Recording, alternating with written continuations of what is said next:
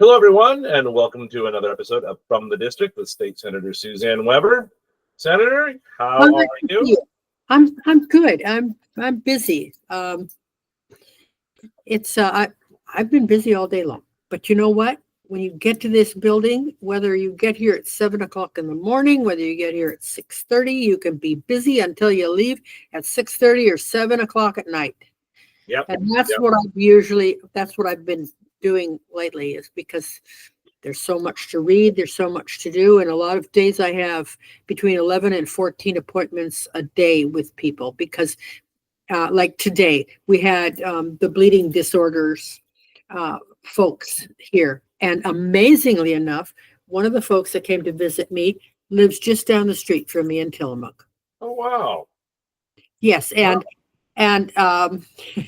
she had heard of me, but she'd never met me. And when I looked at her, I was sure I knew her from somewhere. But anyway, here we are, neighbors. She walks her dogs past my house. Small world. I tell you, one of the best things about being in the legislature, whether it is as a member or as staff, is the amount you get to learn. Because there's no possible way that you could know all of the things. Yes. All of the huge amounts of topics that you deal with in the legislature. So you get to learn so much. Well, and all of the special interest groups that come here, like today, you can't walk through the hallway down there by the meeting rooms because all of the nurses that are there. Oh, okay. So you have green shirts everywhere. Oh, yes. Lobby days are something I'm well aware of. Technology, I'm hoping everything turns out okay here, because I know earlier today we met and my computer just kept freezing. Yes. Today we just tried to start doing this podcast and I couldn't hear you and you couldn't hear me. Right. So it's been a day. It if I dash out of here, it's because my family just got a new puppy. And so excited. I would love to cuddle that puppy.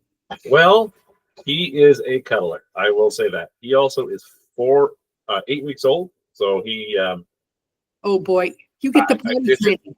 Yeah, it's just me and my oldest son here. And so if I have to dash out of here, it's because the dog has done something. But so just a fair warning, just like you tell me you've got to take something out of the oven. Yeah, and you know what? Hang a bell on the door. Ha! I'm kidding. I'm not kidding. That's how we trained Martin, is we put a bell on the door. And every time we went out to take him potty, we rang that doorbell. And it got to the point where Martin rang the doorbell when he wanted to go outside. That's not a terrible idea. I'm looking for all kinds of options here. So, yeah. So anyway, let's go ahead and get started because we've got a bunch to talk about, and we always like to try to keep this to 30 minutes tops. So let's talk about some good news. We were talking about Senate Bill 466, the Oregon Summer Star Program bill, which would fund them with a very modest amount of $100,000 for 2 years. Yes. We had the public hearing. Right. Now we have a vote. The public hearing was massive. You know, the military kids that have experienced summer camp or would like to be able to experience summer camp were here, and they made such an impression on the legislators that they testified before. And so as a result, we've got a work session.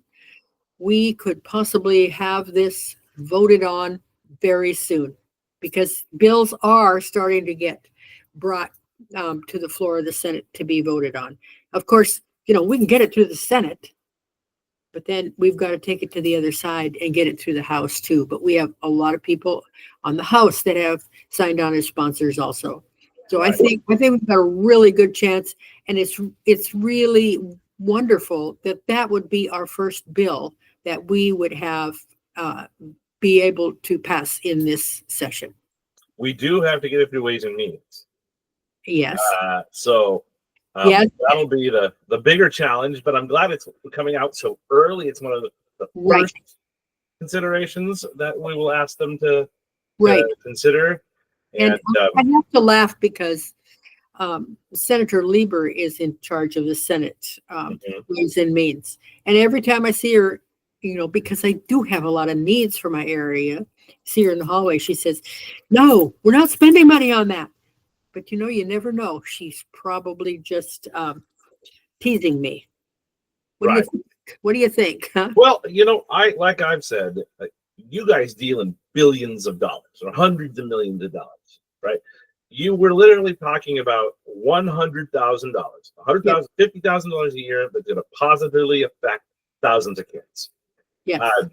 Gosh, that is literally walking around money for you guys. And we have another really great asset, and that is that the Ways and Means Committee does a roadshow every year, and they go to different parts of the state.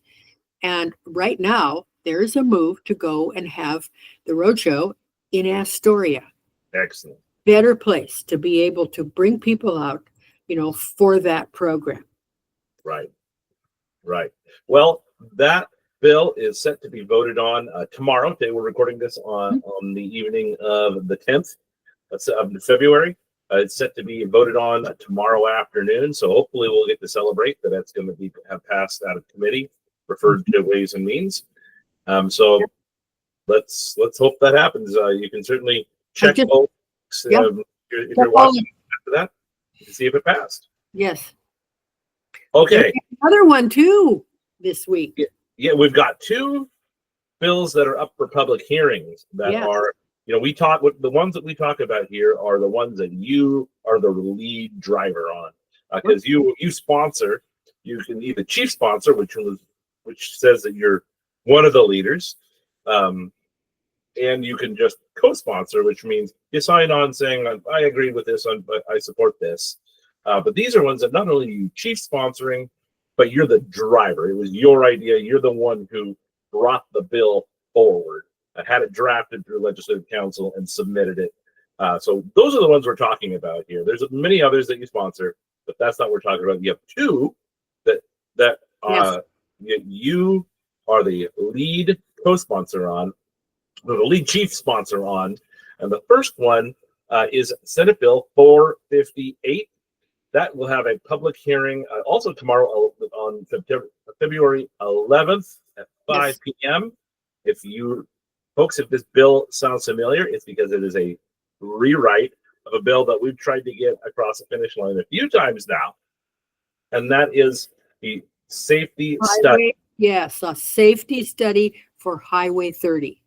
Right. And this really mirrors the sort of bill that you did and got across the finish line for Highway 6, right? Yes. And hopefully, as a result of that, they will also include in the study bill a series of packages that we can then go to the legislature for additional money to be able to improve the highway. Right. We have that list in our Highway 6 study. It's my hope it will also be in the Highway 30 study. And so, we can move forward with some sort of plans to be able to improve the highway. We've got a huge, on both highways, we have a huge amount of accidents, and we have a huge amount of things that are impacted by Mother Nature, slides and things like that. And, we have a steep hill on Highway 30, the Clatskanie Hill. And we have a great number of employees of the Wana paper mill that use that. And when we have inclement weather, it also impacts Wana's mill. And so, with getting their workers, and it's not like they have 10 or 20 workers. It's like they have hundreds of workers that are garnering wages that are supporting families. And we've got, when you go through the Wana paper mill and you see how much of the same brand of toilet paper and paper towels that you pick up at Costco, how important that place is. Oh, I remember the great toilet paper shortage of 2020. Yes. It was incredibly, that was that year that everything was crazy. Well, that was the year that St. Helens had their parade, and one of the items that was, how you always throw candy and all that sort of Right. stuff in the parade, they threw rolls of toilet paper. Wow, well, that's like throwing eggs right now, right? Yes. You talk about how important it is to the industry. I think it's also one of the industries that is really important to is tourism.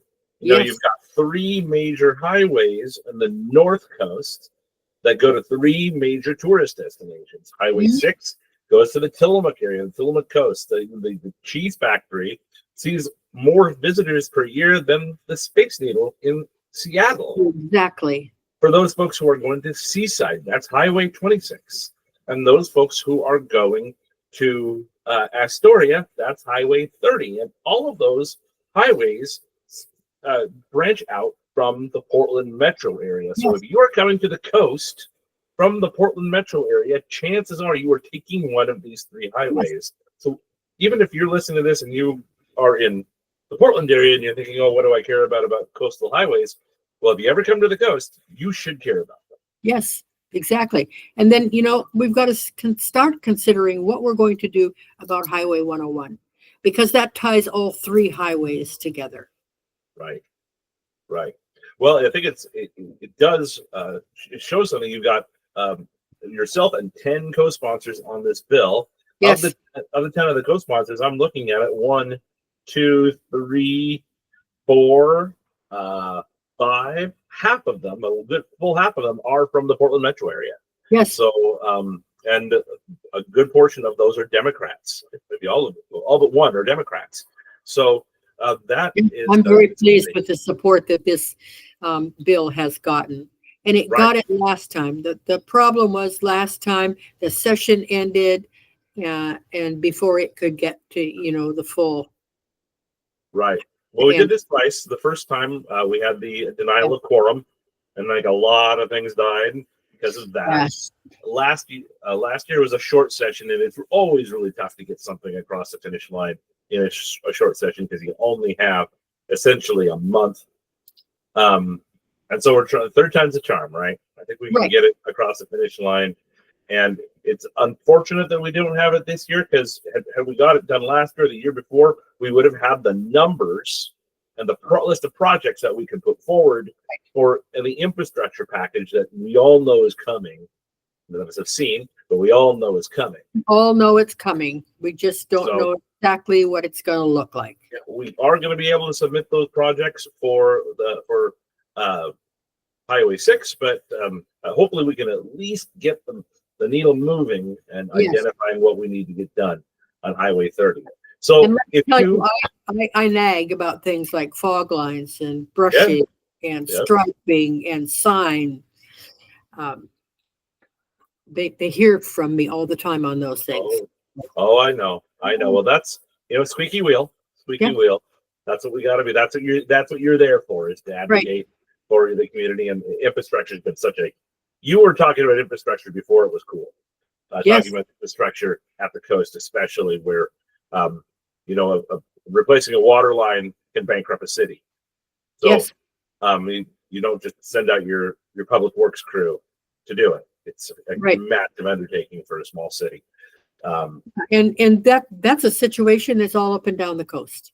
We have 50 years where we have not taken care of adequately our infrastructure. Absolutely. Well, this hearing, as I said, a lot of folks probably are hearing this show after the hearing. But that is, the hearing is Tuesday, February 11th at 5 p.m. But you are able to submit written testimony for up to 48 hours after that. So you have until 5 p.m. on the 13th, Thursday the 13th, to submit written testimony. And that is useful. Yes. And our newsletter is going to be coming out really soon, and it's going to have very clear directions in it on how you can submit testimony. And I've had messages already that we have answered, explaining to people how that testimony can be, submitted. Yes. Awesome. Well, that is one bill. You have another bill that's going to be coming up, and that is Senate Bill 380, and this has to do with what is euphemistically called the estate tax, Yeah. but really what we often call it is the death tax. Right. And it's right now in the state of Oregon, the first million, if someone dies, a first $1 million of their estate is exempt from taxes. Now that sounds like a lot of money, right? But when we're talking about farmers, when we're talking about businesses, right, where someone may be cash poor, and their land and their business is part of their estate, and that estate can be valued at $5, $6, $10 million. right. They're going to be paying a huge tax on that if they should pass. Right. So right now, it is at $1 million. Tax free. What this one essentially does is it puts it on a sliding scale. It does. That's between $1.5 million. The first $1.5 million will be totally exempt. Up to, I believe, $4.5 million. It kind of progressively gets higher than, yes. And then it's after $4.5 million, all of the rest is taxed. Yes. I was looking at the testimony for this bill, and there's like two pieces of testimony right now, and they're both neutral because they don't oppose it, but they're also saying this just doesn't go far enough, and I understand that. Yes, because look at Washington. Washington to begin with is 2.2 million. Right. That is tax free. Right. Montana has done it all. Right. Right. Yeah. So this is very modest, I think. This is the start. And right. I'm sure that if we can get this over the line, that people will start looking at it differently, and be able to work at, increasing that amount as time goes by. Well, because the logic of it. Right. I think that we also face a political reality that the Democrats have a supermajority in both chambers. Yes. So reducing revenue of any sort exactly is a tough sell. So this is very modest.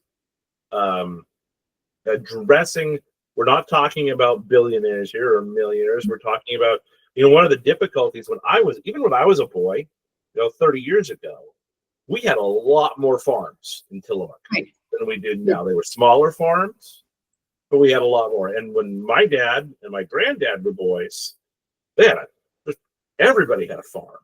But those farms combined, and then those farms combined. They have grown, yes, and combined. Yes. To the point that I think the Creamery Association has, 80 members now? Yeah, between 70 and 80, I believe, is the number that they have right now. Right. So the ideal situation here is to keep the farms that we have from combining and becoming even larger, because we want to make it feasible for a farmer to pass on his legacy to his kids, so that the next generation can farm without the kid having to pay millions upon millions upon millions of dollars in taxes that they don't have because they don't have cash. Right. Because this isn't cash, this is land. Right. So that's the purpose of this bill. It's a very modest attempt. It's getting a public hearing this early in the session. That's great news. That is great. It really is. I pray and pray and pray that it's a good hearing and that we actually get a vote on this. This one is on the 12th, on Tuesday the 12th at 8:30 a.m. in the Senate Committee on Finance and Revenue. Again, if you can be there or can testify virtually, it's one of the great things that came out of COVID, that you can testify from wherever you're at. Or if you don't feel comfortable doing it via video, you can call in and do it. But if you miss that or you can't be there, again, you have 48 hours. So you would have until Friday the 14th at 8:30 a.m. to submit public testimony on these bills. So two good bills. Good bills that I think I'm really excited to be working on, and I think it's going to just. I hope to have 2 really good public hearings, and if these issues are important to you, please sign up. Yes, please. Yeah. Yes. Take the time to learn the system, because it's really easy once you get in there, and don't be afraid of the system. Yeah. Um, And give us a call.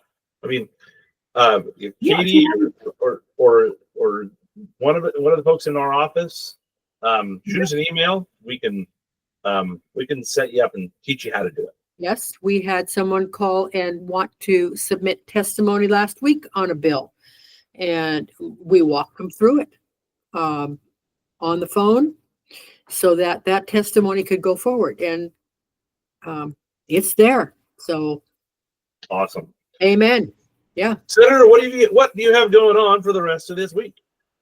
Well, I just want to tell you what I did last week. I went to the groundbreaking for the new addition at Columbia County Maritime Museum. It's going to be huge. It's going to be amazing.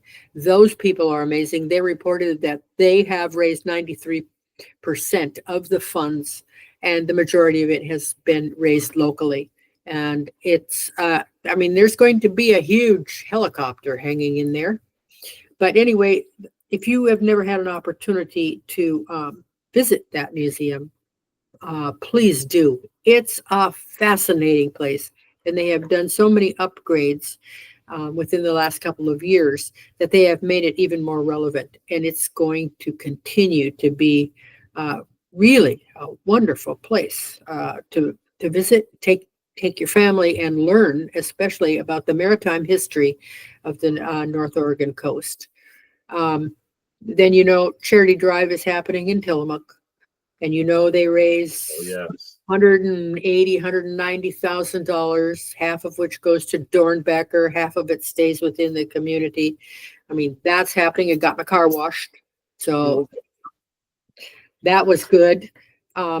We had an opening of an apartment building in downtown Tillamook, right in the middle of town. That was, to go up there and see that space and see how it's been transformed is absolutely wonderful. And it was really good because we were able to get the last bit of money that they needed to be able to complete it. And so, I feel that we did okay. We did okay. That's awesome. It really, and those downtown apartments, I think are really cool because it really creates a livability of downtown. Like, Tillamook's not a huge town, but it has a lot of cool stuff downtown, and to be able to live there, be able to walk to restaurants, walk to bars, right, shops, that's cool. That's a sort of lifestyle that's really nice to have. And it's nice to have good apartments down there to do it. And our housing is especially focusing on density. Mm-hmm. And this is taking otherwise empty spaces and turning them into livable spaces. And that. Right. It's a good reminder to folks, if you own a home inside of a city, especially the city of Tillamook is something I did when I was a city councilor and you were mayor, you can add an accessory dwelling unit in the back of on your property. No matter the zoning, right? In residential zoning, you can add an ADU. So if that's something you want to add for added value, look into it and reach out to the office. We're happy to help you on how to get started. Certainly. And, you have systems development charges for sewer and water, and they have made it so that is reasonable if you already have an existing dwelling and want to add something. So, that is something that, makes it easier also. Right. So if you've got an elderly parent or grandparent who might need a place that's close, you can certainly do that. Or if you're just thinking, gosh, I'd love to be able to pay my mortgage with the rent that I make off of an ADU, I bet you could do that, right? I bet you could, yes. So if you've got a little money to invest, it might be a great opportunity. So if that's something you'd be interested in, let us know. We'd be more than happy to. Obviously, we're not housing consultants. No, we aren't. But we do know places we can send you to for help. So, We do. Real estate's certainly been my world for a long time, and so I'm more than happy to point you in the right direction. So, yeah. Reach out any way we can help. So, Senator, anything else before we wrap up here? No, We've got close to 30 minutes. I know we've been busy. It's that And time. we're going to continue to be busy. Someone said today, "Is this week 4?" And someone said, "No, I think it's 104 or something." Well, it's week 4 because everybody we don't all hate each other yet. Yeah. Democrats are still talking to us, and we're still talking to them. Yes. If it were a week like 10, maybe we all hate each other by then. Yeah. Heck, half the Republicans hate each other by then. Yes. Yeah. All right. And everybody, has either got a cold or the flu, so everybody is suffering together. Well, that's sharing is caring, right? Yes, it is. So, all right. Well, Senator, we do these every week during sessions, so everyone please join with us again back next week when we hear about any sort of legislation that we've got coming up and how you can help us get it across the finish line and what the Senator is doing to represent you in the building. So thank you very much, Senator, and we'll see you next week. Thank you very much, and bye, everybody. We'll see you next week.